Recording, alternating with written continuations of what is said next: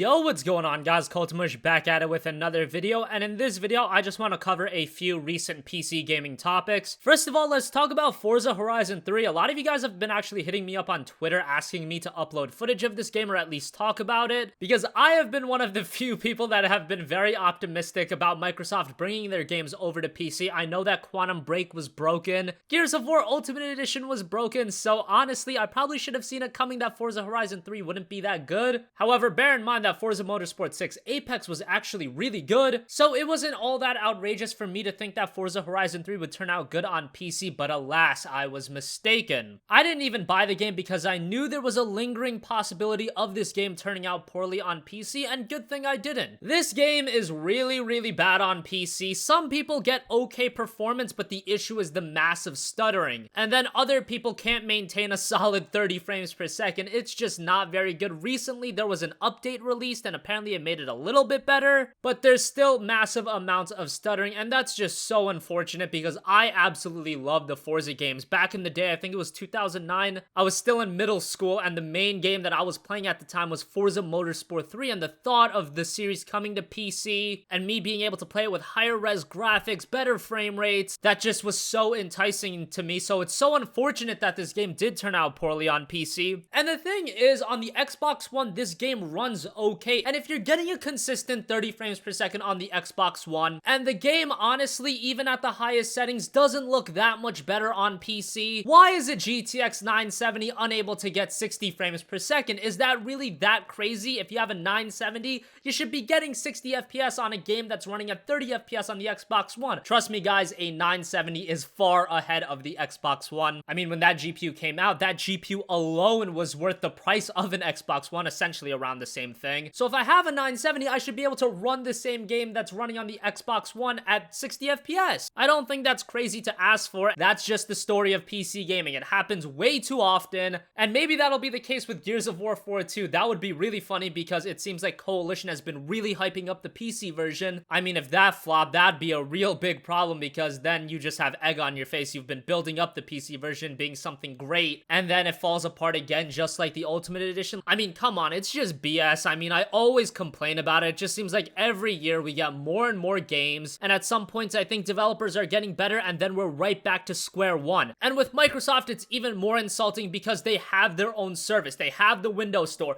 Oh, if you want our games, you gotta go on the Windows Store and buy them. At least make them work then. If people are going through and using the Windows Store to play these games, the least you can do is offer them a playable experience. It's just so upsetting to me, and I know a lot of you guys are probably like, Mush, you always complain about this. Well, you have to. They're charging you $60 for a game and giving you a broken product. On what planet is that justifiable and not warranting complaining? It's just absolutely ridiculous to me. This isn't the first bad port. This probably won't be the last bad port. It probably won't be the last bad port of the year. It's just something that PC gamers have to deal with. And a lot of times when people make out PC gaming to be a lot greater than it is, and don't get me wrong, PC gaming is great, but it does have its negatives, and the bad ports are definitely an issue. You can say don't buy the game, but then you're just essentially slashing a portion of PC gaming's library, and that's a negative in its own right. Alright, now that the bitching is out of the way, let's talk about something a little bit more positive. There's some information on Shadow Warrior 2 has been revealed. A PC optimization guide was posted on the Steam forums, and I very much expect Shadow Warrior 2 to be a game that works really well on PC. It's coming out on PC first, releasing this October on PC, and then I believe it's coming to consoles in February. So they've got a list of all of the confirmed features. It's a lot. I'll leave a link to it down below in the description box so you can check that out. I'm not going to go over everything. What I want to go over is the system requirements real quick. They are also out, and let's just go over them. For minimum CPU, you're looking at an Intel Core i3-6300 or an AMD A10-5800K. That's an APU, actually. Nothing too crazy there. Recommended CPU, an i5-5675C. I don't know what these CPUs are. I wish these developers would just pick something a little bit more mainstream. Maybe the 6600, maybe the 3570, something that people actually know. I think the 5675, I consider myself an ardent PC gamer, and I have no idea what the 5675 is, but I digress.